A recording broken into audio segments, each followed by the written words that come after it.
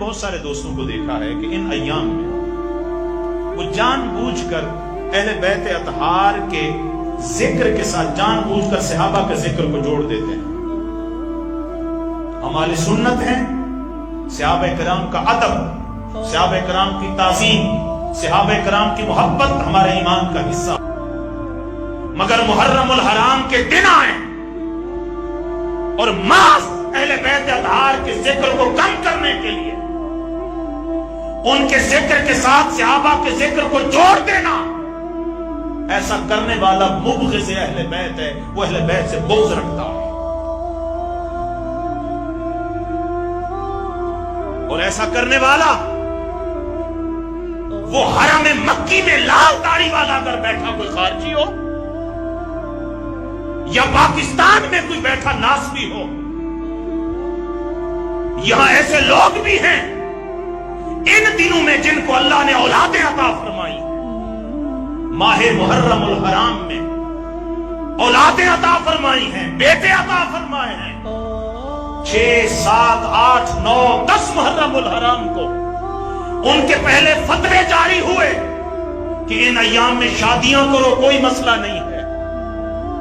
یہ سارا کچھ بغض اہل بیت پر تھا. پھر دوسرے سال اللہ نے بیٹا عطا فرمایا. اگر ان ایام میں بیٹا ملا ہے تو اہل بیت اطہار سے محبت کا تقاضا تھا کہ بیٹوں کا نام حسنین کریمین کے نام پر رکھا جاتا. مگر جان بوجھ کر مصطفیٰ کی اہل بیت پر نام نہیں رکھا گیا، حسنین کریمین کے نام پر نام نہیں رکھا گیا. جان بوجھ کر ان لوگوں کے نام پر نام رکھا گیا جن لوگوں نے ممبروں پر مولا کائنات کو گالیاں دی، جنہوں نے مولا کائنات کو شہید کروایا، جنہوں نے امام حسن مجتبی کو زہر دیا، جنہوں نے اہل بیت اطہار سے محبت کرنے والوں کی آنکھیں نکالی، جنہوں نے محض امام نسائی کو اس وجہ سے شہید کیا کہ امام نسائی نے مولا کائنات علی المرتضیٰ کی عظمت میں حدیثیں اکٹھی کی تھی.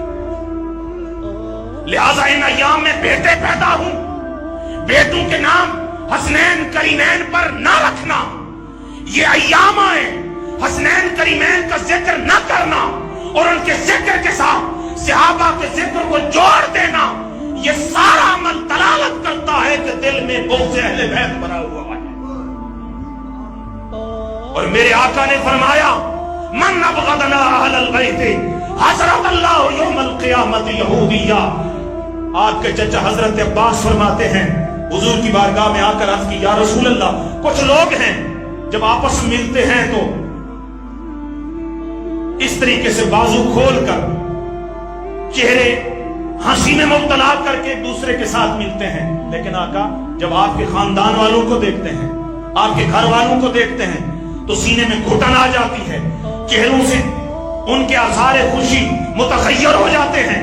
اس موقع پر میرے آقا نے فرمایا میرے چچا رنجیدہ نہ ہوں، پریشان نہ ہوں. من ابغضنا اہل البیت، جس نے میرے گھرانے سے بغض رکھا، میری فاطمہ سے بغض رکھا، میرے حسنین کریمین سے بغض رکھا، میرے گھرانے سے بغض رکھا، حضرت اللہ یوم القیامت یہودیہ، وہ خوش نہ ہو کہ اس کا خاتمہ اسلام پر ہوگا، نہیں، فرمایا اس کا خاتمہ یہودیت پر ہوگا،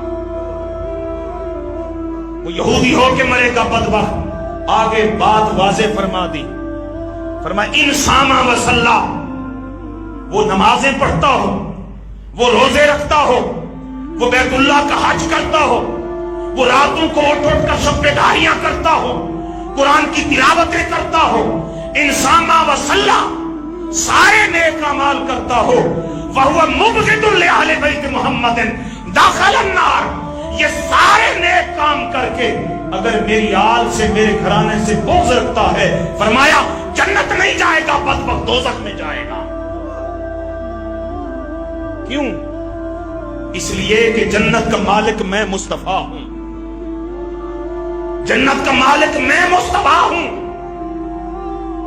اور اس جنت کی ملکیت میں نے مردوں کا سردار علی کو بنایا ہے، جنتی عورتوں کا سردار بیٹی فاطمہ کو بنایا ہے، اور جنتی جوانوں کا سردار میں نے حسنین کریمین کو بنایا ہے. जन्नत मेरी मिल्कियत, जन्नत का मालिक मेरा घराना, जिसने मुझसे, मेरे घराने से, मेरी आग से बुग़्ज़ रखना है, वो बदबख्त जन्नत में क्या करने जाएगा। लिहाजा अहले सुन्नत का वाज़ेह अकीदा है कि हम शरफ सहाबियत होने की वजह से हजरत मुआविया के बारे में हमारी जुबानें खामोश रहनी चाहिए। हुक्म है उनकी ना तारीफें बयान करो, ना उनकी शान में कोई गाली गलौज के अल्फाज अदा करो। इस्लाम की 1450 साल की तारीख में किसी की जुर्रत नहीं हुई, मगर आज अहले सुन्नत के लिबादे में, अहले सुन्नत के रूप में कुछ नास भी ऐसे आए हैं जिन्होंने हजरत मुआविया का उर्स मनाना शुरू किया है, जिन्होंने उनकी शान में कसीदे पढ़ना शुरू किए हैं, जिन्होंने उनके उर्स मनाना शुरू किया, उनके लिए जुलूस निकालना शुरू किए हैं।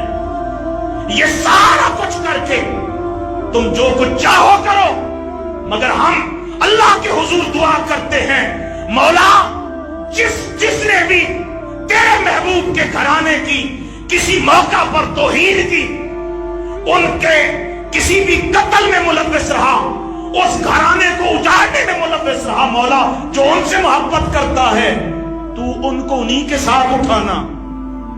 और हम दुआ करते हैं हमें अहले बैत अतहार के गुलामों में क़यामत के दिन खड़ा करना। लिहाजा दो अकीदा अपनाएं, ना खारजी बने कि यजीद और उसके खानदान के हम अजमतों के चराग उठाकर लोगों को बताएं नहीं जी वो जन्नती थे, फलां थे, और ना नासबी बने। अहले सुन्नत का क्लियर अकीदा है कि अहले बैत अतहार से जिसने भी बुग़्ज़ रखा, दुश्मनी रखी, उसने दोज़ख में जाना है। और उस वक्त यजीद इमाम आली मुकाम के जिक्र को मिटा ना सका। जिसके पास कुव्वत है, ताकत है, जबर है और सारी हुकूमती एनर्जी जिसके पास है, वो खत्म ना कर सका। आज करोड़ यजीद आ जाएं, इमाम आली मुकाम के जिक्र को क़यामत तक कोई खत्म नहीं कर सकता। अहले बैत से मोहब्बत करें, उनसे मोहब्बत का तकाजा यह है जब याद आ जाए, रोना आए तो रो लिया करें, हुजूर की सुन्नत है। रोना ना आए तो कम अज कम उनकी मोहब्बत में रोने वालों का मजाक न उड़ाया करें।